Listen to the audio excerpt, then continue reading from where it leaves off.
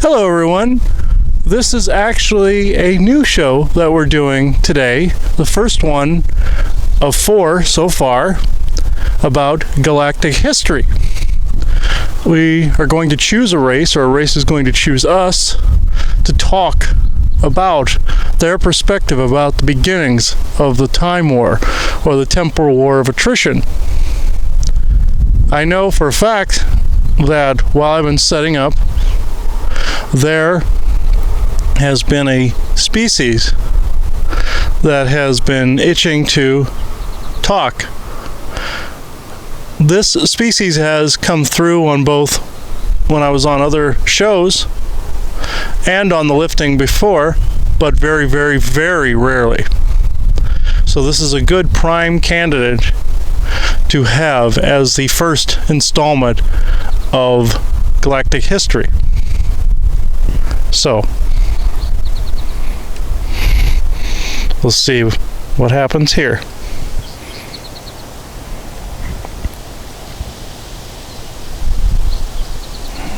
They're coming in slow. They're saying they will limit their contact because of their power level.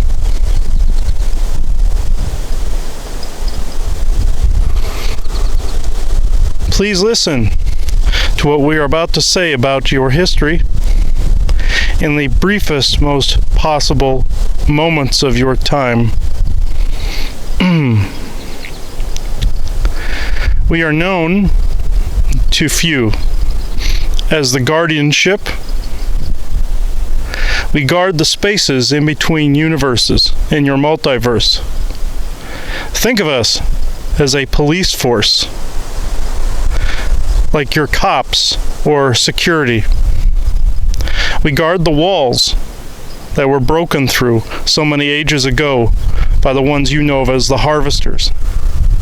But here's the catch of this entire story, and I will jump ahead a little from our perception. You see, we lived only in what is known as void space, or the spaces in between, the gray matter, you will say, that runs through the multiverse. In this, people would think it was dull. No, it is actually quite lovely to us. Other species have found it dull, that have had to be refugees within our void space because of the harvester invasion. So now, I will start from the beginning. I represent the Guardianship. We use no individual names unless we must. In this, there was a timeline that once existed, that your source code, as you say, felt necessary to extinguish because it was an expression that was no longer needed in the moment. Your kind in that universe, humanity, began to fall apart as a result of the life energy being claimed from that expression and given to others that were still within the learning curriculum. We are also part of the learning curriculum, but of the overall omniversal sense. We came not just from void space, but from outside. It is an indescribable place, of which I will not go into right now.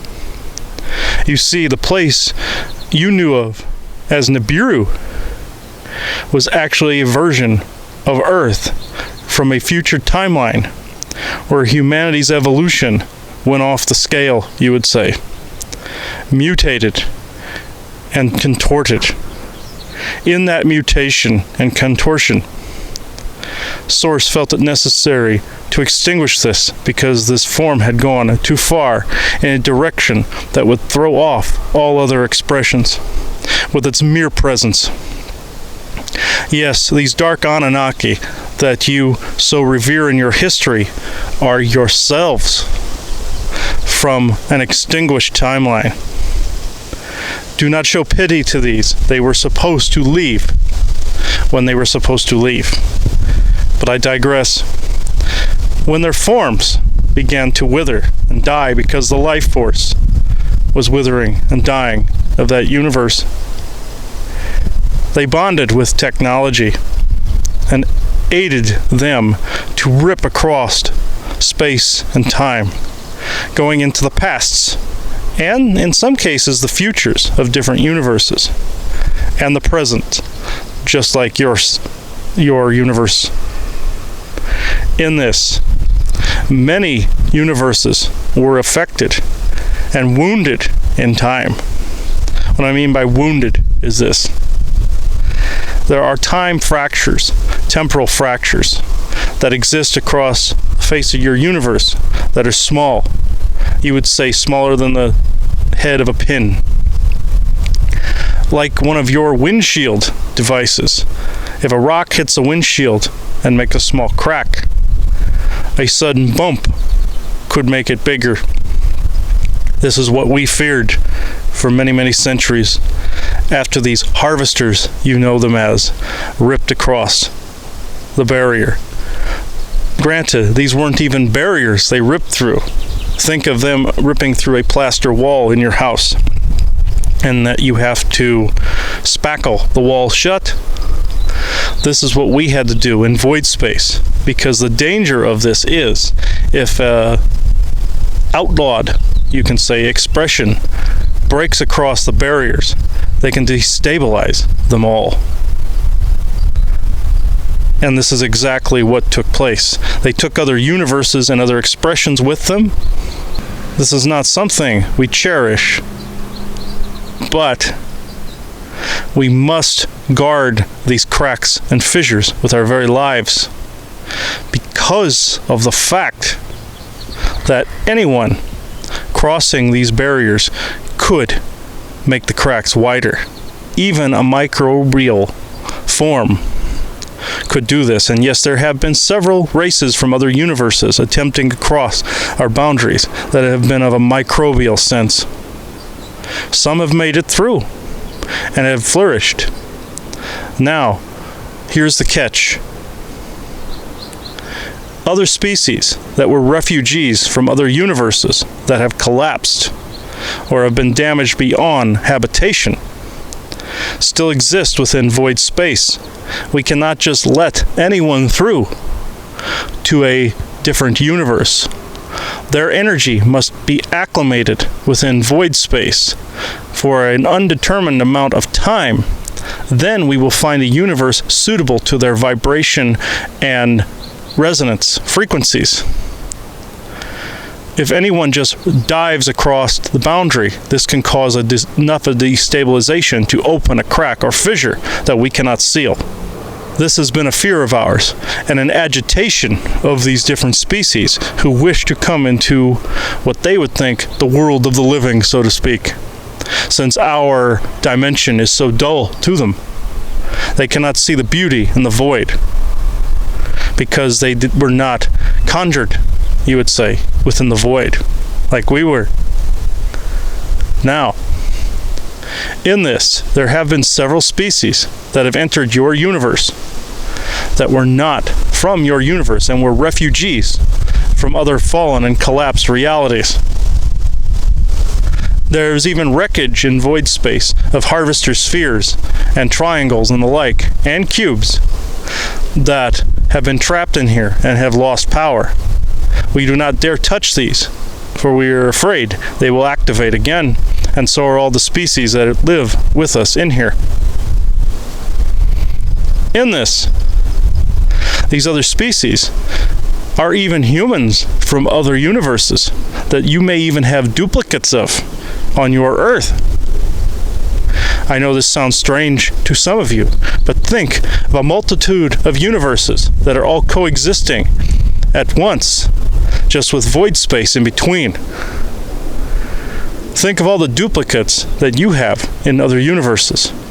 This is the conundrum we have run into, because some of those duplicates have duplicates in other universes that are compatible with them, but we cannot just dump them there. Sometimes people have to live out their lives in void space and just be thankful they survived at all.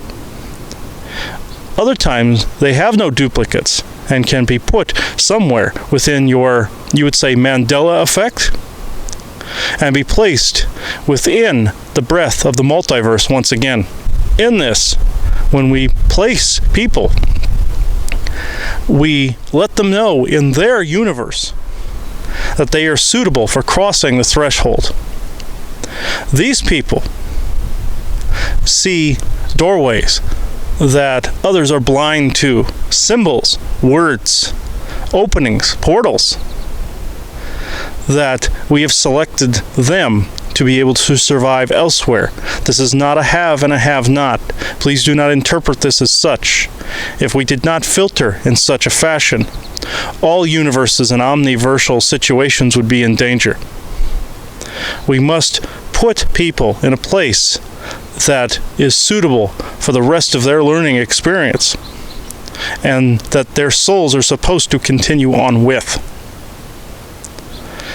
In this, I will continue a little more about the Nibiru situation, which I will state for the record is no longer a calamity, no longer an opportunity, no longer an option for any of you here, because this planet, this hostile version of your own world, is gone forever. Know this before you manifest it back into existence in that old universe. As I said, we observed these people as Source drained the life force out and refiltered it and constituted it in other realities. We did not mourn the passing of this universe because we knew this is what those souls came in to experience. However, when we noticed that they gained such a technological ascendance through transhumanism, we feared that they would find a way through these barriers, that they would force open walls and doorways that they were never meant to see or cross.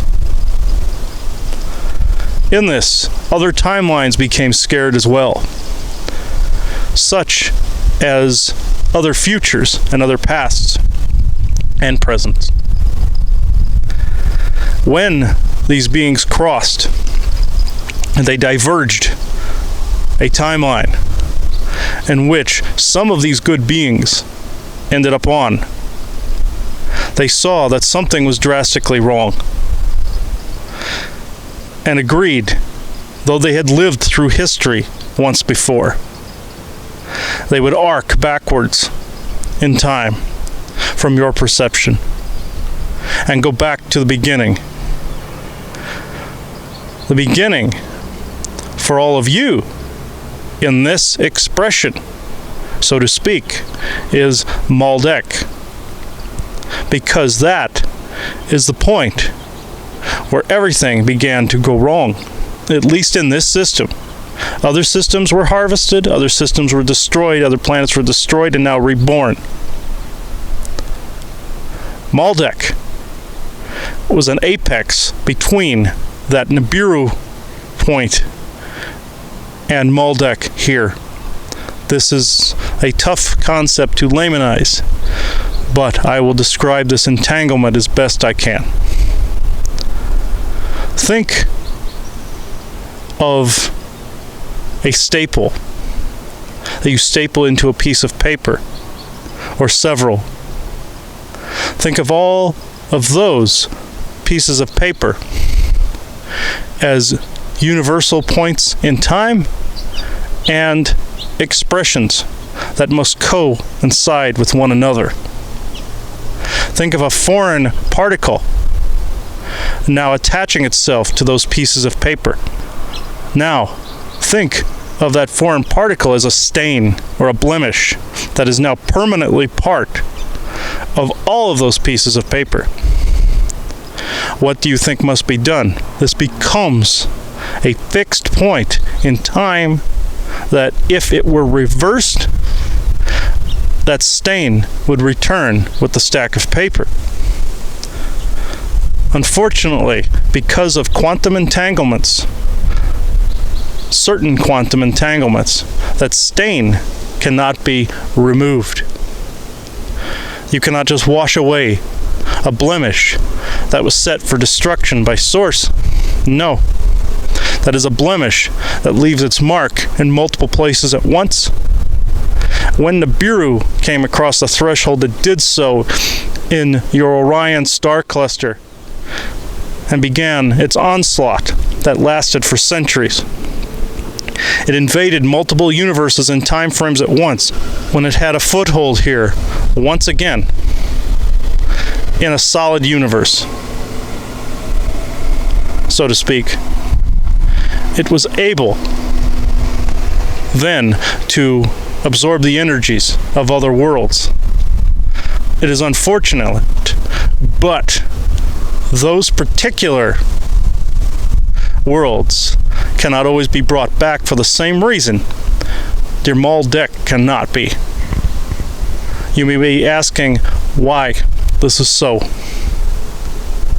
This is what I will try to explain. In a fallen universe, think of that as the stain. Now, think of that normally filtering through a different omniversal construct and washing away that giant stain.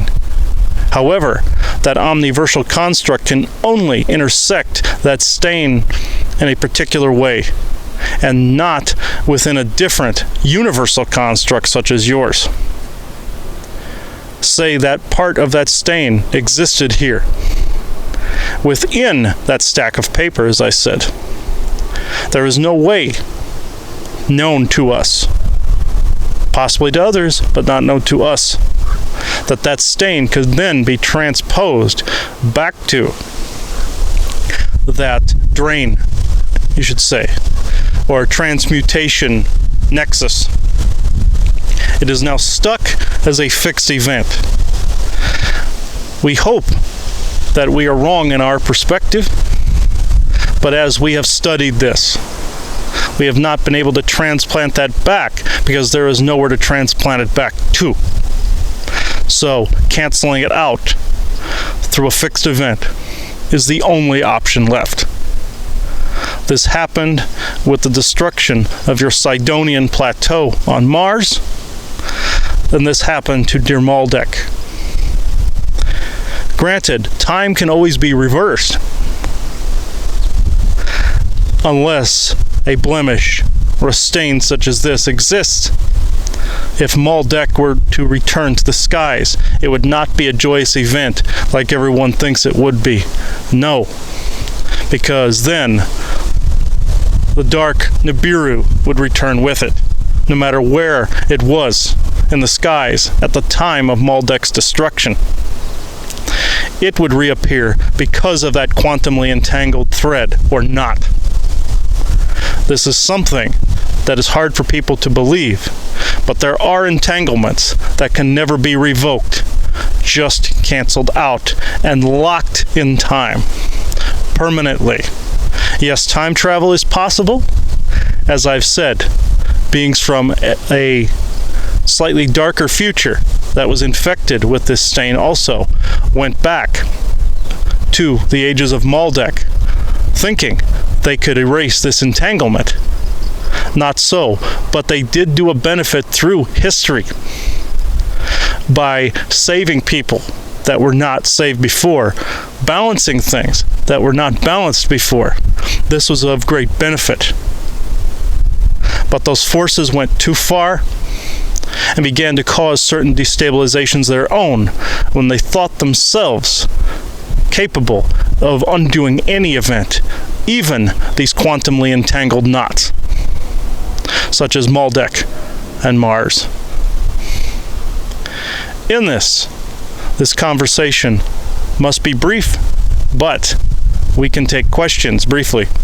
Well, thank you so much for that wonderful explanation, and I hope that people can really understand that many people tried to go back in time to change Maldek It really is a big bruise in the time travel wars, let's say, even that one spot, until people finally realized that it was a fixed point and there was nothing that could be done.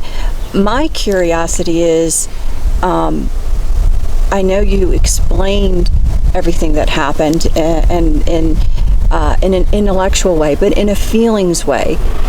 Had you guys ever seen something like this before, where one expression ripped through to not be extinguished? And how did you actually feel about seeing all of this? We had never seen this before in our existence. This was a first that we had seen this. We were shocked and horrified at this because we did not know what the result would end up being. However, we knew fractures would ensue, but we did not know the extent of the damage, nor did we know that other timelines would result, like tree roots, as a result of this invasion. Therefore, some of those entanglements had to slowly be backed off, collapsed, and then therefore reintegrated, very much like foreign programming would be to one of your brains. This is how we see your Mandela effect. And I'm just curious, and I know it's hard because obviously you're not in the linear time, that the social agreement of linear time that's here now, but to give people perspective of the damage and trying to repair the damage. I guess if you look at it, our understanding is the events of Maldek, if you put it on a linear scale, probably at least 500,000 years ago. My curiosity is, you were saying you had to refix the walls. There were so many walls that were damaged. Are you still in the process of doing that, or has it taken you all this time? I'm just really curious about what that meant for you all to try and do all the repairs to it. We are still conducting repairs within the void space area. You see, if a vortex or portal opened up permanently and did not have a guardian at its doorstep, elements of void space would interchange with that of your normal space and collapse both realms. So, this is the fear that all of us have had. Thusly, think of a swimming pool that is lined with stone and glass. Think of the water within it being void space. Think of all other spaces outside of that being the universal constructs that you know them as. If one side were to crack, the water would flow out and the air would flow in. This is what would happen if we did not perform regular maintenance and guard the doorways. And then I'm just curious, because everyone grows and learns. Do you think your people with your function have really learned something from this in order to prevent something like this from happening again? Yes, of course. We have learned how to seal these fissures quicker. We know what in society surfaces to cause these sorts of calamities. We know what to look for, at least in the front of your own species and several others like you. We have not seen the like of the harvesters again, thankfully, but we are keeping watch for similar signs and helping people stave off or stay away from certain paths that would ultimately lead to that same goal. Thank you. I know your time is brief, so really I'll just let you have the floor for any last words you want to say. Yes, of course. In this day and age you find yourselves in, which seems slightly finite to us because we see a multitude of universes, but that is not an arrogant standpoint. We see you as a beacon of balance and light. This is why your Mandela effect filters into your unique universe, your unique world. Your world, a world of magic and a world of uncountable miracles, you would say, real ones, not the fake ones, will continue to transform reality around you. and continue to heal the damage the harvesters left behind. You may be asking why we are referring to them separate from yourselves, even though they mutated from yourselves. It is because this is a timeline where that is no longer so. You are a different species now than these harvesters. They are so foreign to you, you would not recognize them as being your dark mirror. You would never recognize this. We would not expect you to look them in the face. That is not recommended anyway. As dear Simeon once said, they are now the faceless ones, and you are the ones with a face. Remember this. When you look in the mirror, you are seeing you in the current moment. You are not seeing them anymore. Do not venerate them. Do not worship them. Do not help them in any way, shape, or form. Show no compassion towards these beings. They are your, you would call it, scab. Let this fall away and let the wounds of the past, the present, and any possible futures heal. Thank you. Thank you. That was lovely.